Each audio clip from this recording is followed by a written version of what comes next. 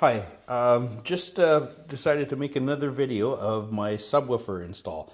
The last video I did, I was working on the aftermarket stereo. You can see I've kind of got it in there right now. I have a little bit more things to finish because I want to tidy up all the wires, as well as because I was working on the subwoofer. And I thought another video made sense. I will definitely post a picture of the wire diagram for the GT3 RS. The 991.1 at least. I assume a lot of them are very similar from that year and on. But one of the interesting things I learned was because this thing had the Sound Plus package that the person who originally built the car added, it came with an amplified system. So you could see there's an amplifier here. It's a very basic one. It's just underneath the seat and under a carpeted flap here. Getting the seat out is relatively easy. You can look it up or on YouTube and you'll see Obsessed Garage does it several times. But basically it's just these bolts that tie into the seat on the bottom there. And they're just they're e-Torx sockets. So if you don't have a set, you'll have to get one. There's also a little, like a regular nut that's just holding the seat belt on, so you'll need to get that off as well. And because I wanted to get the wiring nice and tidy, I pulled off the trim here, and I pulled out the back part of the, I don't know what you'd call it, like kind of a compartment where the seats would be. You can see it here. I'll put it right here. You can see that it's all right there. And in there, all you really had to do was in the middle was remove the little rubber package, and underneath there you'll see a little, basically a door. You got to open it up, and there will be a bolt that you'll have to undo, and then basically just pulling from the back part. So if you're going from this direction, you're going to want to pull from the back, and it'll just pull off because it's essentially just being held by a couple. You can see there's like one clip there, and there's like Velcro. So it's not actually very difficult at all to get in. But anyways, going back to the wiring. So one of the things I had learned was that in order to get a signal to the sub, and I purchased a Hertz active powered sub. It's the C250, I believe. It's a 500 watt sub. It's 10 inch. I wish I could have got an 8 inch, but this was the one that was on sale. You can see it here. I'll show it a little bit better in a few minutes. You know, an 8 inch or something smaller would have been nicer. It would fit probably a little better. But anyway, so in order to get a signal, you cannot use the RCA cables that usually you would just directly go right from the sub to the aftermarket, because there are some RCA outputs. However, because you're in an amplified system, you'll see that in the instructions, and I'll pull them up here for the amp. I'll just put it here in the car. You'll see there are a couple of different diagrams for the different scenarios. And so the amplified one is right here. And you can see basically you need to go from the subwoofer to the subwoofer being this to the amp. And here they show RCAs. However, our amp for the 991 GT3 RS does not have inputs for RCAs. So you end up having to use what they refer to as a high-low input. The high-low input, high-level input is basically essentially signals through the speaker wires. And it did come with that. And I will see if I can pull it up. Here you can see, and there it is right there.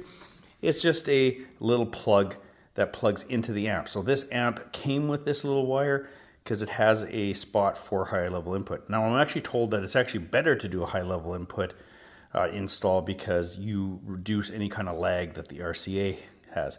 So because you have to do that, and because it's an amplified system, you need to actually go all the way from the amp right to from the sub to the amp. And here in the amp, you will notice there are two basically connections. One here and then one here. Well, this one over here is the input from the PCM, or the new aftermarket, and this is your outputs to all the different speakers. And the picture I will provide, after, just at the end of the video, it will have a diagram of what all the colors do. But essentially, the ones you want to tie into, you want to tie into at least one.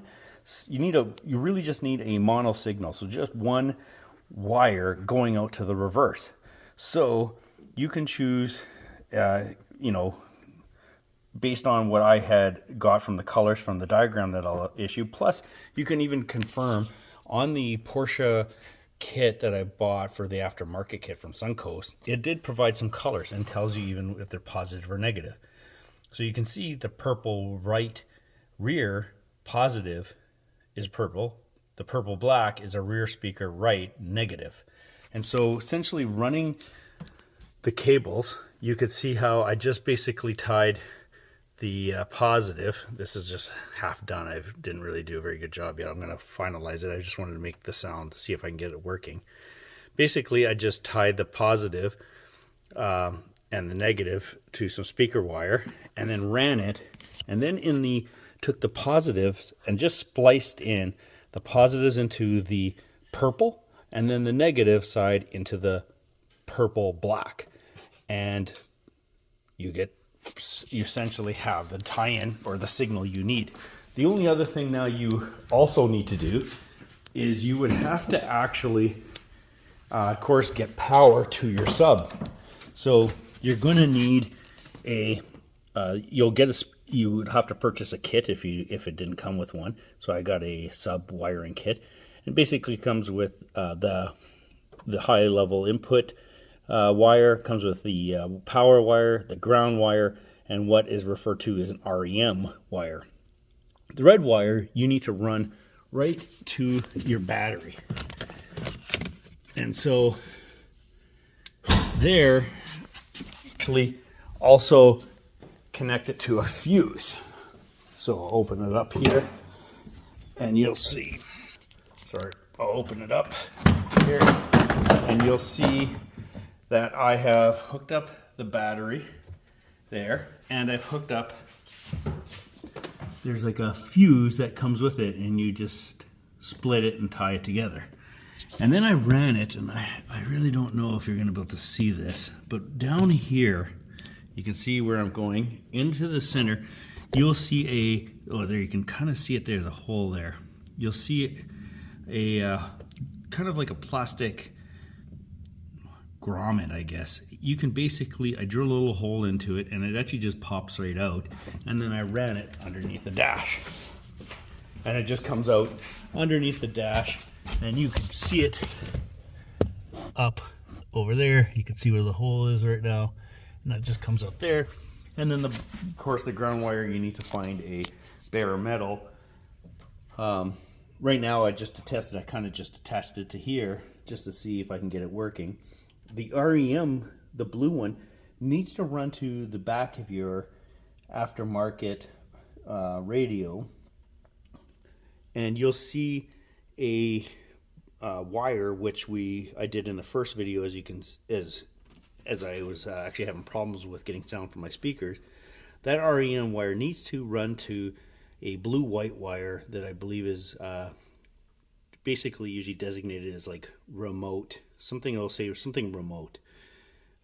And that basically tells the sub to turn on when the radio turns on. And that's about it. Like, it's, the hardest part was actually just trying to figure out when I first got it was why was I not getting any sound to the sub? And it turns out because I was trying to run it through the RCA cables, and after learning that it will not work that way because of an amplified system, you really need to go from the amp directly to the sub, and that should solve your problem. So again, I will post a diagram of the wiring, or I may just do a separate video explaining or at least documenting all the different wires that I was able to identify. Thanks.